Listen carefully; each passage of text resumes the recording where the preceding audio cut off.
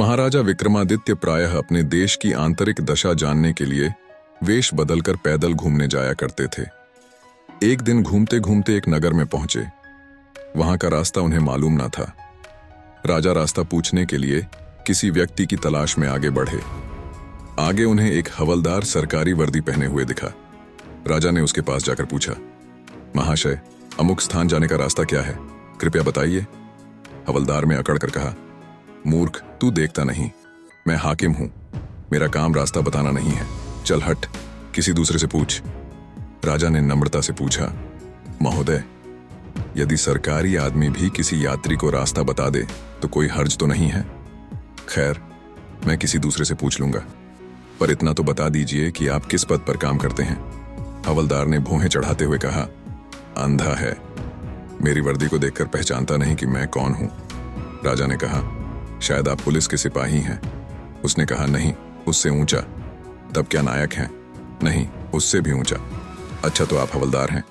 हवलदार ने कहा, अब तू जान गया कि मैं कौन हूं, पर यह तो बता, इतनी पूछताछ करने का तेरा क्या मतलब और तू कौन है?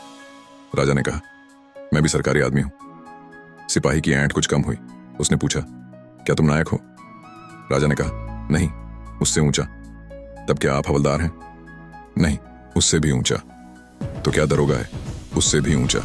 हवलदार ने कहा, तो क्या आप कप्तान हैं? राजा ने कहा, नहीं, उससे भी ऊंचा।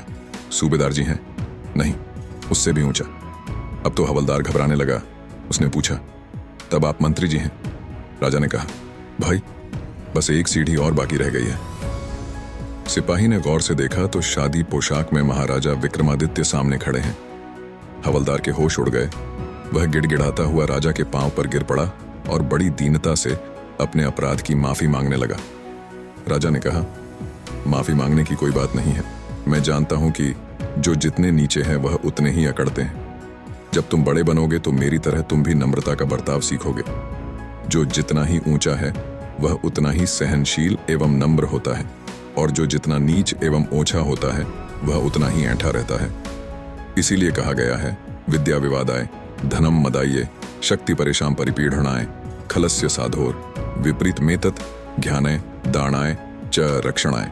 अर्थात दुष्ट व्यक्ति के पास विद्या हो तो वह विवाद करता है, धन हो तो घमंड करता है, और यदि शक्ति हो तो दूसरों को परेशान करता है। वहीं साधु प्रकृति का व्यक्ति विद्या ज्ञान देने में, धन दान देने में और शक्ति दूसरों की रक्षा करने में खर्च करता है।